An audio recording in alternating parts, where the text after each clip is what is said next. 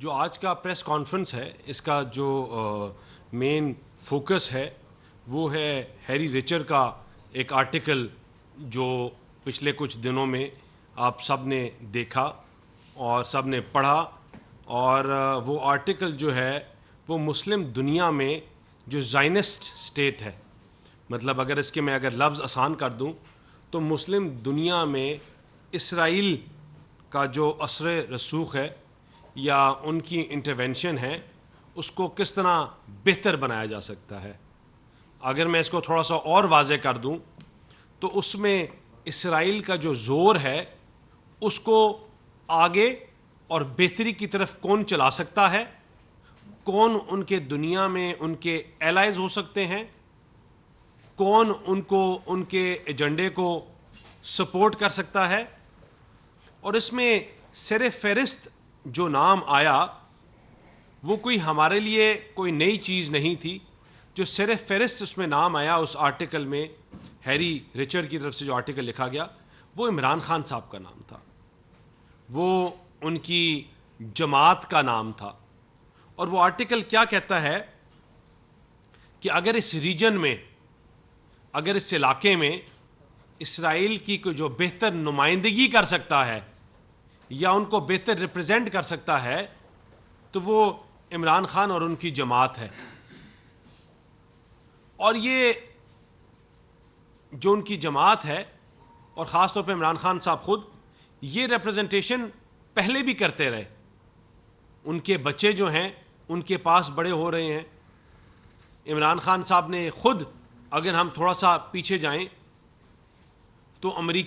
برطانیہ میں الیکشن میں پاکستانی میئر کو سپورٹ نہیں کیا بلکہ زیک گولڈ سمتھ کو سپورٹ کیا،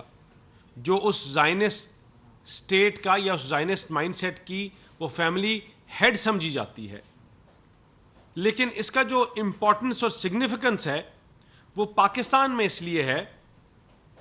کہ ہم نے دیکھا کہ جب بھی یہ ملک مستحکم ہونے کی طرف جا رہا ہو، جب بھی پاکستان بہتری کی طرف جا رہا ہو، جب بھی پاکستان میں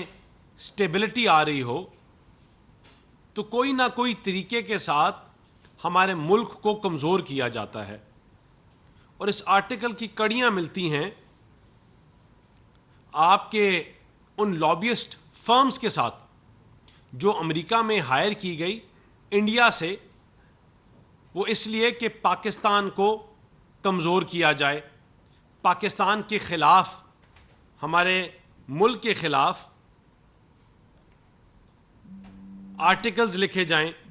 اور پاکستان کے خلاف امریکی پارلیمنٹ میں لیجسلیشن کرائی جائے۔ وہ لیجسلیشن کس نے کی؟ وہ اس کو سپورٹ کیا ان فرمز نے، اور یہ وہی فرمز ہیں جو بانی پی ٹی آئی اور ان کے اپنی جماعت کے لوگ جو ہیں ان کو ہائر کر کے پاکستان کے خلاف استعمال کرتے رہے اور آج تک کر رہے ہیں کہ پاکستان کے خلاف جو پروپیگنڈا ہے اس کو آگے چلاتے رہیے ان فرمز کے تھرو، اور ان فرمز کے تھرو ہی انہوں نے جو پاکستان کو کمزور کرنے کی اسٹریٹجی بنائی، اور وہ اسٹریٹجی یہ ہے کہ پاکستان کو اگر کمزور کرنا ہے تو اس کے اداروں کو کمزور کرو، پاکستان کو کمزور کرنا ہے تو اس کو معاشی طور پہ کمزور کرو۔ اور وہ کون سا ادارہ ہے جس کو کمزور کرو؟ وہ ایک ہی ادارہ ہے جو پاکستان کو ہر بیرونی نان اسٹیک ایکٹرز ہوں یا پاکستان کو اور تھریٹس ہوں ان سے بچاتا ہے، اور وہ افواج پاکستان ہیں۔ انہوں نے 9 مئی کروایا، اپنے افواج کے اوپر حملہ کروایا، وہ اس لیے کہ اگر آپ کی افواج کمزور ہوگی تو پاکستان کمزور ہوگا۔ اگر آپ کے شہداؤں کے مجسمے جلائے جائیں گے تو جو ان کا حب الوطنی کا اسپرٹ ہے، جو پاکستان کے لیے جان قربان کرتے ہیں، جو ان کا اگر مذاق اڑایا جائے گا تو جب حب الوطنی کا جو اسپرٹ ہے وہ کمزور ہوگا تو آپ کی فوج کمزور ہوگی، اور فوج کمزور ہوگی تو آپ کا ملک کمزور ہوگا۔ یہ ایجنڈا لے کر آج تک وہ چل رہے ہیں۔ جو کچھ دن پہلے رؤوف حسن صاحب کا اور جبران ناصر کی کورسپونڈنس ہمارے سامنے آئی، وہ بھی نئی نہیں تھی کہ یہ ان کی بات کیا تھی آپس میں یا کیا کورسپونڈنس تھی. وہ کورسپونڈنس تھی ہی یہ کہ کس طرح 9 مئی کو ہم نے استعمال کرنا ہے اپنے فائدے میں, کس طرح ہم نے اداروں کو کمزور کرنا ہے اور ان کے خلاف نفرت کے بیج بونے ہیں پاکستانی عوام میں, کس طرح ہم نے نفرت کے بیج بونے ہیں پاکستانی بیرونی ملک میں بیٹھے ہوئے لوگوں میں. اور اس کی شواہد جو ہیں وہ آپ کو ان کے میسیجز, ان کی جو آپس میں کورسپونڈنس ہے اس سے نظر آتی ہے. کچھ دن پہلے بلکہ کل ایک مولانا فضل الرحمان صاحب کا ایک ٹاک شو سامنے آیا جس پہ انہوں نے کہا, ان سے سوال کیا گیا تو انہوں نے کہا کہ میں آج سے نہیں, میں پچھلے کئی دہائیوں سے کہہ رہا ہوں کہ عمران خان اور ان کی جماعت ان یہودیوں لابس کے ہاتھ میں ہے, وہی ان کو چلا رہے ہیں, یہی زائنسٹ سوچ جو ہے یہ چلا رہی ہے اور یہی پاکستان کو کمزور کر رہی ہے. کہ ایک عام آدمی اگر یہ سوچے کہ کیا ضرورت پڑی تھی کہ ایک دن صبح اٹھ کر